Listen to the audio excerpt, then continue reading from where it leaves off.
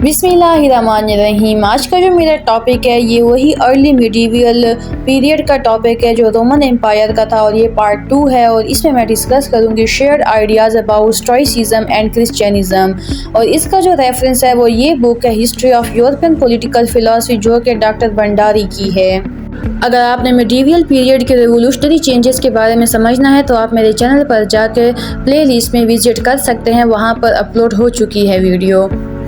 तो ये वो की कंसेप्ट्स हैं जो यहाँ पर दिए गए हैं जो कि स्टोइसिज्म और क्रिश्चियनिटी दोनों में डिस्कस किए गए हैं और दोनों के रिलेशन को आपस में मजबूत करते हैं। तो यही कंसेप्ट्स आज इस वीडियो में डिस्कस किए जाएंगे। अगर आपने तमाम एस्पेक्ट के बारे में अच्छे से समझना है तो आप वीडियो को लास्ट तक देखिएगा। स्टार्ट करते हैं इंट्रोडक्शन से। Christianity and stoicism share many ideas especially equality of people. In Christianity teachings about equality and the nature of humanity can be traced back to stoic principles. The Christian text discusses various topics related to political philosophy such as equality, natural law, the origin of the state and obedience to authority, all centred around the idea of human equality. अब इसमें यह कहा जा रहा है कि Christianity और stoicism आपस में काफ़ी आइडियाज़ शेयर करते हैं, जैसे कि मिसाल के तौर पर इक्वालिटी ऑफ पीपल हो गया। क्रिश्चियनिटी की जो टीचिंग है about the equality of people and the nature of humanity, ये तमाम आइडियाज़ लिए गए हैं स्टोइक प्रिंसिपल से जो कि स्टोइसिज्म के फिलॉसफी में भी दिए गए थे। अब ये तमाम प्रिंसिपल हैं जो क्रिश्चियनिटी और स्टोइसिज्म में मिलते जुलते हैं, जो कि इक्वालिटी है, नेचुरल लॉ है, ओरिजिन ऑफ अ स्टेट है, ओबीडियंस टू अथॉरिटी है, और ये तमाम आइडियाज़ बेस करते हैं ह्यूमन इक्वालिटी पे, जो कि क्रिश्चियनिटी और स्टोइसिज्म दोनों के मेन आइडिया हैं, मेन प्रिंसिपल हैं। सबसे पहला कंसेप्ट आ जाता है common humanity. Both Stoicism and Christianism emphasize the universal nature of the God and the brotherhood of humanity. This belief that all people are interconnected and equal is fundamental in both principles. अब इसमें यह कहा जा रहा है कि universal nature of God और brotherhood of humanity, ये कॉन्सेप्ट इन दोनों फिलॉसफीज में पाया जाता है, जो स्टोइसिज्म की फिलॉसफी है और क्रिश्चियनिटी फिलॉसफी है। तो ये स्टोइसिज्म और क्रिश्चियनिटी दोनों आपस में इन टर्मिनोलॉजीज की वजह से भी कनेक्टेड होते हैं। जैसे कि यूनिवर्सल नेचर ऑफ गॉड में ये कहते हैं कि God is present everywhere, God हर जगह मौजूद है और गॉड ये नहीं देखता कि किसकी क्या रेस है, किसके क्या बिलीव्स हैं, किसके क्या रंग है, गोरा है, काला है, ये नहीं देखता। इसके अलावा अगर ब्रदरहुड ऑफ ह्यूमैनिटी की बात की जाए तो ये इस चीज़ का बिलीफ है कि जितने भी इंसान हैं वो तमाम एक ही एंसेस्टर से हैं, हज़रत आदम अलैहिस्सलाम से आए हैं, और यही चीज़ उन तमाम लोगों में यूनिटी क्रिएट करती है। मतलब कि तमाम क्रिश्चियंस में यूनिटी क्रिएट करती है कि रंग नस्ल को साइड पर रख कर सिर्फ क्रिश्चियन के नज़रिए को सामने रख कर सब आपस में यूनाइट हो जाते हैं। और ये दो फिलॉसफीज़ हैं स्टोइसिज्म और क्रिश्चियनिटी जो इन टर्मिनोलॉजी की वजह से लिंक्ड हैं। The concept of common humanity rooted in the Stoicism and Christianity played a significant role in historical developments like the end of medieval serfdom, the rise of individualism during Renaissance and the Reformation, and the push for the egalitarianism in revolutions. अब इसमें यह कहा जा रहा है कि ये common humanity का जो कंसेप्ट है स्टोइसिज्म और क्रिश्चियनिटी में, इसने हिस्ट्री में काफ़ी डेवलपमेंट्स की हैं और काफ़ी अहम किरदार अदा किया है। अगर आप ये टर्मिनोलॉजी देख लें, the end of medieval serfdom, तो इसने एक ग़ुलामी का, ऐसी ग़ुलामी का इख्तिताम किया है जो उस वक्त पर काफ़ी उरूज पर थी। मतलब कि उस वक्त जो फ्यूडल्स थे, उनके जो किसान हुआ करते थे, वो काम करते थे, उनके बहुत ही लिमिटेड राइट्स थे, उनको बस इतना खाना दिया जाता था, इतना उनको फैसिलिटीज़ दी जाती थी कि वो उनके काम करने के लिए ज़िंदा रहते थे। तो इस कॉमन ह्यूमैनिटी के कंसेप्ट को मद्देनज़र रखते हुए जो मेडिवल सर्फडम का जो दौर था वो तमाम ग़ुलामी ख़त्म की गई है, सबको इक्वल समझा गया है कि ना ही कोई ग़ुलाम है ना ही कोई रूलर है, सब इंसान है और सब इंसान बराबर हैं। तो इसी कंसेप्ट को मद्देनज़र रखते हुए जितनी भी ग़ुलामी थी उस वक्त की जो फ्यूडल्स थे, तो उस तमाम ग़ुलामी को ख़त्म किया गया था। उसके बाद इस कॉमन ह्यूमैनिटी के कंसेप्ट ने इंडिविजुअलिज्म पे भी काफ़ी एम्फसाइज़ किया है ड्यूरिंग रेनेसांस। रेनेसांस में इस चीज़ की अहमियत को समझा गया कि सबसे ज़्यादा जो फर्स्ट प्रायोरिटी होनी चाहिए वो इंडिविजुअल होना चाहिए। इसी कॉमन ह्यूमैनिटी के कंसेप्ट को मद्देनज़र रखते हुए इंडिविजुअल राइट्स को जो है प्रमोट किया गया, इंडिविजुअल के राइट्स रखे गए, बाकी जानदार चीज़ों के राइट्स जो हैं उनको प्रमोट किया गया कि सबसे फर्स्ट प्रायोरिटी इंडिविजुअल होना चाहिए। तो रेनेसांस में भी इस कॉमन ह्यूमैनिटी ने काफ़ी रोल अदा किया है। इसके बाद हिस्ट्री में एक और वाक़या आ जाता है रिफॉर्मेशन। रिफॉर्मेशन एक ऐसा वाक़या था जिसमें प्रोटेस्टेंटिज्म की शुरुआत हुई है। जिस तरह ये चर्च ने एक्सकम्युनिकेशन और इंट्रोडिक्शन जैसे कंसेप्ट निकाले, तो इसी तरह चर्च ने लोगों का एतमाद भी खो दिया। इसीलिए जो लोग थे वो चर्च के अगेंस्ट हो गए। जो कैथोलिक टीचिंग थी, उस कैथोलिक टीचिंग के अगेंस्ट जितने भी लोग थे वो प्रोटेस्टेंटिज्म कहलाते थे और वो रेशनल थिंकर थे। वो रेशनैलिटी की तरफ गए और रियल क्रिश्चियनिटी की तालीम की तरफ गए। जितना भी ये चर्च में लोगों ने खुद से फ़िलासफ़ी डाली हुई थी, ये जो पॉप्स थे, उन तमाम फ़िलासफ़ी को, तमाम आइडियाज़ को रिजेक्ट करके उन्होंने चर्च को डिक्लाइन किया और रिफॉर्मेशन की तरफ गए। इसके बाद इस कॉमन ह्यूमैनिटी के कंसेप्ट को मद्देनज़र रखते हुए जितने भी रेवोल्यूशंस थे, उन तमाम रेवोल्यूशंस में जो लोगों थे उन्होंने इगैलिटेरियनिज़म कंसेप्ट को पकड़ा, इगैलिटेरियनिज़म को प्रमोट किया, जिसका मतलब ये था कि सब लोग इक्वल हैं, कोई भी गुलाम या कोई भी हुक्मरान नहीं है, किसी के बैकग्राउंड को, किसी के कलर को, किसी के स्टेटस को, किसी के रेस को नहीं देखा जाएगा, बल्कि तमाम लोग, तमाम इंडिविजुअल सेम है। तो रेवोल्यूशंस में यही इगैलिटेरियनिज़म के कंसेप्ट को मद्देनज़र रखा गया और ये कंसेप्ट कॉमन ह्यूमैनिटी की वजह से ही ओरिजिनेट हुआ। अब आ जाते हैं justification of state in the stoicism and Christianity. Justification of state from a Christian view point emphasizes that the primary purpose of the state is to uphold justice, and since justice is considered sacred, any institution that administers justice are also deemed sacred. Therefore, the state is viewed as a sacred and its officials, such as magistrates, are to be obeyed. अब अगर Christian point of view से देखा जाए तो Christianity इस चीज़ पर जोर देती है, इस चीज़ पे एम्फसाइज करती है कि जो स्टेट का जो प्राइमरी पर्पस है, जो सबसे पहले उस स्टेट का काम है, वो है जस्टिस। जस्टिस की वजह से जो स्टेट है उसको मुकद्दस समझा जाता है। इसके अलावा जो स्टेट के अलावा बाकी इंस्टीट्यूशंस हैं, जो भी इंस्टीट्यूशन जस्टिस को एडमिनिस्टर करेगा, जस्टिस होगा जिस इंस्टीट्यूशन में, वो तमाम इंस्टीट्यूशन सेक्रेड कहलाए जाएंगे।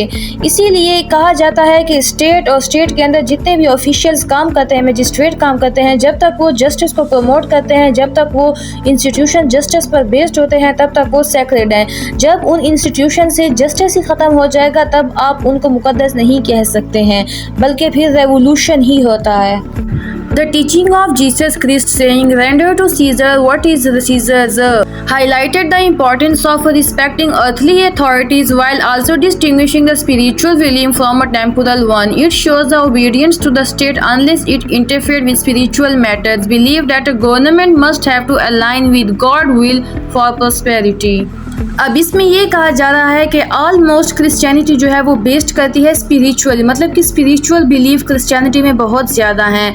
लेकिन ये एक स्टेटमेंट है जिसपे जीसस क्रिस्ट ने कहा render to Caesar what is Caesar's, ये हाईलाइट करती है पॉलिटिक्स को। और इसी स्टेटमेंट को मद्देनज़र रखते हुए जो चर्च है उसने अपनी स्टेटमेंट दी, उसने ये कहा कि जो अर्थली लाइफ है वो भी इम्पॉर्टेंट है, लेकिन जो स्पिरिचुअल लाइफ है वो ज़्यादा इम्पॉर्टेंट है। और इसी कंसेप्ट को ही मद्देनज़र रखते हुए द कंसेप्ट ऑफ स्टेट जो है वो ओरिजिनेट हुआ। और इसी जो स्टेटमेंट है जस्टिफिकेशन ऑफ स्टेट, इसी स्टेटमेंट से मिलती है। तो सिंपली इस स्टेटमेंट का ये मतलब है कि आप स्टेट के भी ओबीडियंट रहें। एक सिटीजन्स को कहा जाता है कि आप स्टेट के भी ओबीडियंट रहें, क्योंकि अर्थली लाइफ जो है वो अनअवॉइडेबल नहीं है। आपकी जो बेसिक नीड्स हैं, ज़रूरियात है, वो सिर्फ स्टेट के ज़रिए ही पूरी हो सकती हैं। तो स्टेट जो रूल एंड रेगुलेशन बनाते हैं तो आप स्टेट के भी ओबीडियंट्स ही रहेंगे। लेकिन इसके अलावा ये भी कहा गया है कि जो अर्थली लाइफ है उसको आप अपनी स्पिरिचुअल लाइफ पर डोमिनेट नहीं होने देंगे। हमेशा आपकी फर्स्ट प्रायोरिटी स्पिरिचुअल लाइफ होगी, उसके बाद जो है आपकी अर्थली लाइफ होगी। और इसके अलावा ये भी कहा गया है, चर्च की ये भी स्टेटमेंट है कि अगर आपकी अर्थली लाइफ में भी किंगडम ऑफ गॉड होगी तभी वो प्रॉस्पेरिटी की तरफ जाएगी और तभी लोगों के बेसिक नीड्स मुकम्मल होंगे और वो एक सही मायनों में एक स्टेट कहलाएगी और एक जस्टिस वाली स्टेट कहलाएगी, जस्टिस वाला इंस्टीट्यूशन कहलाएगा। लेकिन अगर आपकी स्टेट जो है वो किंगडम ऑफ रूलर की तरफ जाती है तब आप स्टेट से ये उम्मीद नहीं रख सकते कि वो आपकी बेसिक नीड्स को पूरा करेंगे या आप प्रॉस्पेरिटी की तरफ जाएंगे। तो ये भी कहा गया था।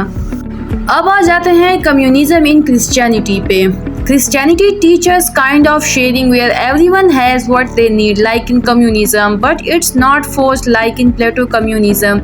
It's about people willingly share to help each other, especially the rich helping the poor. Emphasizes on equalization of property. They saw communism as a great way for society to work well, but they didn't push for strict rules or use the government to make it happen.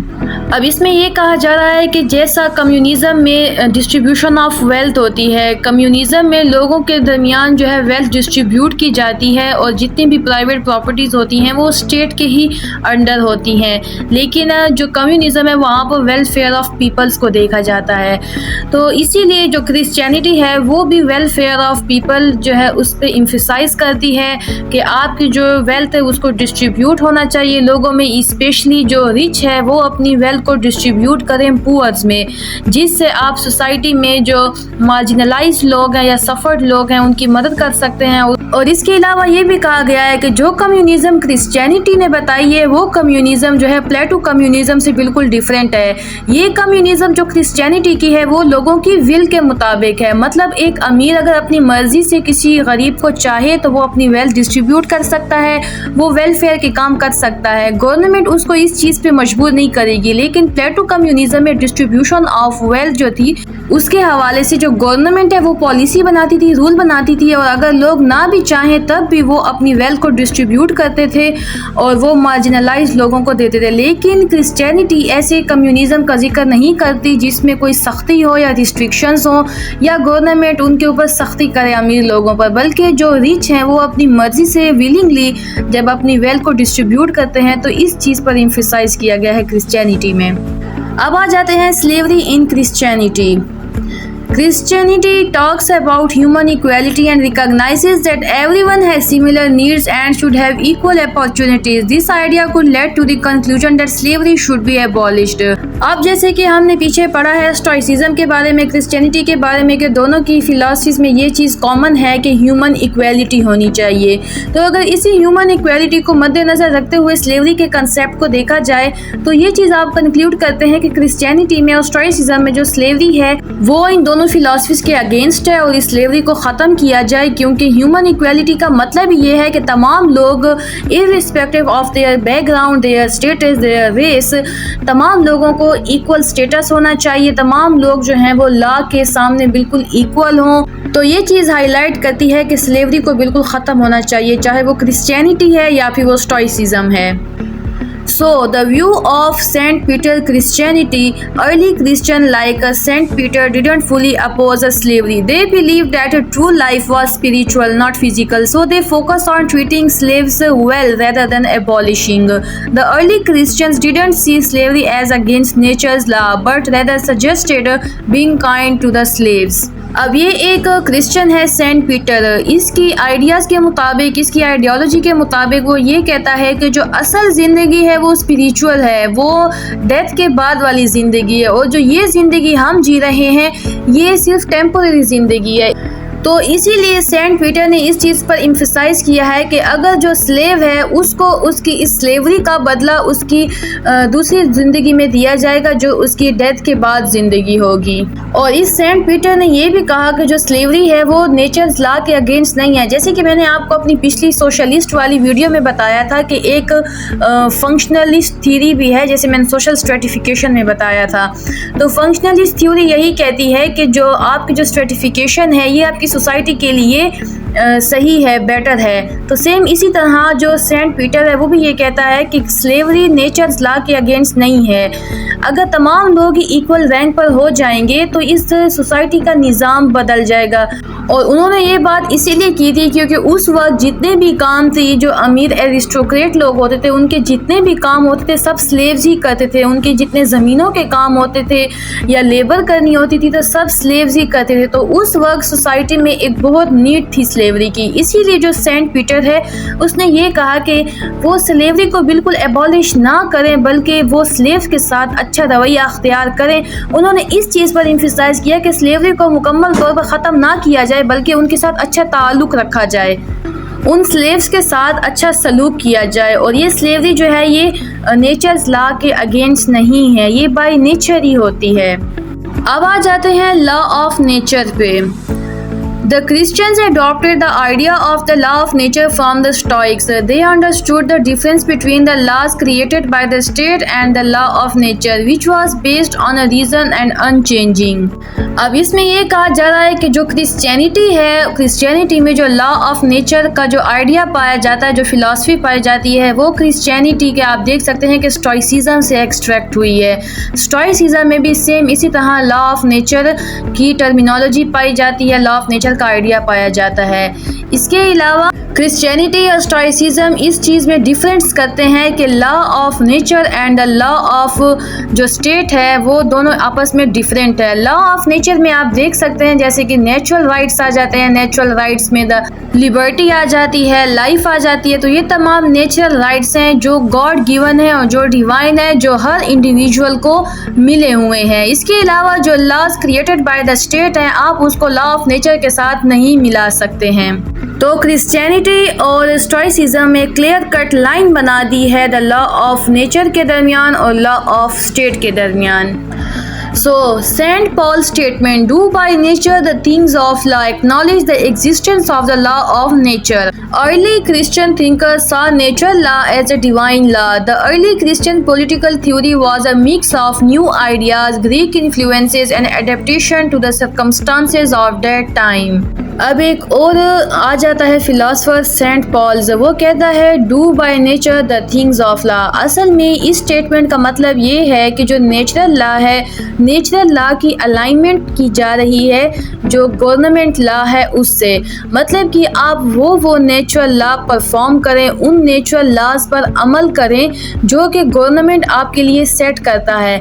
All दो natural rights जो है आपको God given है, आपको divine authority के through मिले हैं, लेकिन आप इन नेचुरल राइट्स पर तब अमल कर सकते हैं जब आप गवर्नमेंट के साथ अलाइन करेंगे। सिंपली इसका ये मतलब है कि गवर्नमेंट को चाहिए कि वो तमाम रूल्स एंड रेगुलेशन बनाए, पॉलिसियां बनाए जो कि लिंक करें नेचुरल लॉ के साथ, और ये तब मुमकिन होगा जब आप किंगडम ऑफ गॉड इस्टेब्लिश करेंगे। किंगडम ऑफ रूलर में ये नहीं हो सकता है, क्योंकि कुछ जो अर्ली क्रिश्चियंस हैं वो ये समझते हैं कि जो लॉ ऑफ नेचर है ये डिवाइन लॉ है, ये डिवाइन राइट्स दिए गए हैं एक सिटीजन को गॉड की तरफ, और ये डिवाइन लॉ जो है, ये डिवाइन राइट्स जो है ये तब फुलफिल होंगे जब किंगडम ऑफ गॉड होगी, और ये तब फुलफिल होंगे जब गवर्नमेंट ऐसी पॉलिसीज़ बनाएगी जो कि लिंक करेंगी नेचुरल लॉ के साथ। तो ये इस स्टेटमेंट का मतलब है, और स्टेटमेंट इस चीज़ को हाईलाइट कर रही है कि नेचुरल लॉज,